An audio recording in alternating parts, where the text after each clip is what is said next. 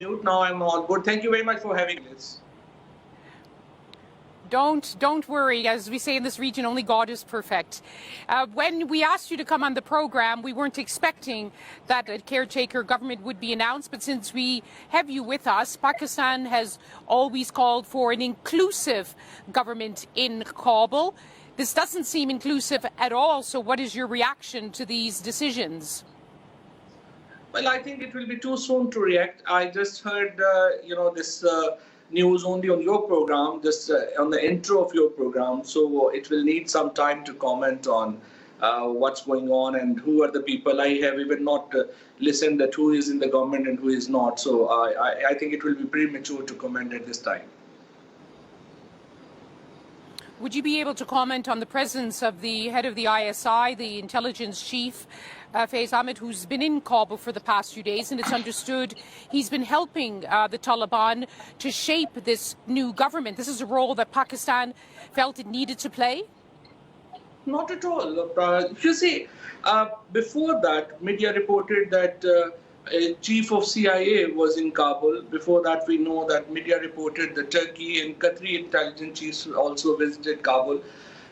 In the absence of any formal government in Kabul, obviously you will have, intelligence agencies will create an alternative framework. We have very, very deep issues with Afghanistan, for example, the expansion of Daesh, for example, migration, likewise the TTP.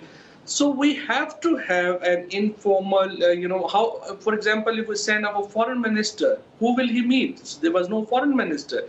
So in the absence of any formal government, you have to have, like any other country, an intelligence, I would say, informal framework where you can actually speak to the authorities on the impeding issue faced by both countries. So this is the only available framework in which you can actually communicate with each other.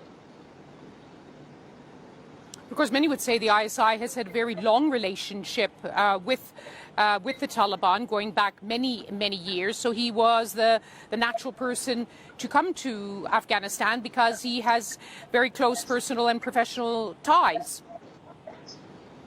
Well, I will not say that we have no engagement with Taliban. This was the engagement of Pakistan that enabled USA and Taliban negotiations. That was the engagement of Pakistan and Afghanistan that enabled foreign forces, the evacuation, the kind of evacuation process that could be successfully evolved in Afghanistan, and we have been able to bring thousands of people out of Kabul who were stuck in this battle. So yes, we have this engagement, and this engagement is actually something that has now been appreciated by the world. On Afghanistan, you see, Pakistan has proved right. We were right in 2007. We were right in 2011. We are again right in 2020. If our advice would have been heeded way back, today Afghanistan would have been more stable, and we are the worst sufferer of this this whole episode. We lost about 80,000 casualties, $150 billion in losses. This is the word must appreciate. Let me just. Yes, we know, we understand how Pakistan has suffered casualties, suffered attacks in its own country from militants.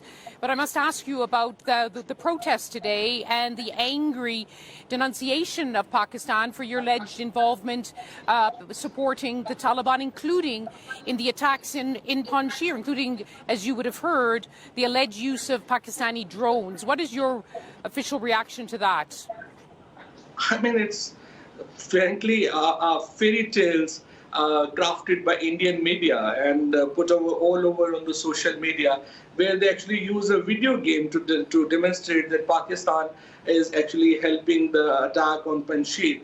You see, when I see this Afghanistan and some of the Indian media, I feel that we are some supernatural power. We can do everything whatever we want.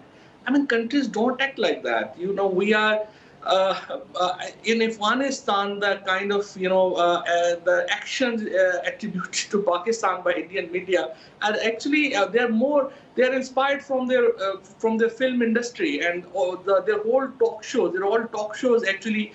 They create these stories, and this is how the marketing agencies work in India. But unfortunately, because of the side effects of the Indian influence, such things. Even the common people sometimes feel that this is true. Obviously, it's just a pack of lies. Yes, and sadly, the rivalries and the tensions between neighbours India and Pakistan are also finding their way and have long found their way onto the Afghan battlefield, and it doesn't look like it will change anytime soon. Thank you so much, Fuad Chowdhury, for joining us from Islamabad with your observations this evening.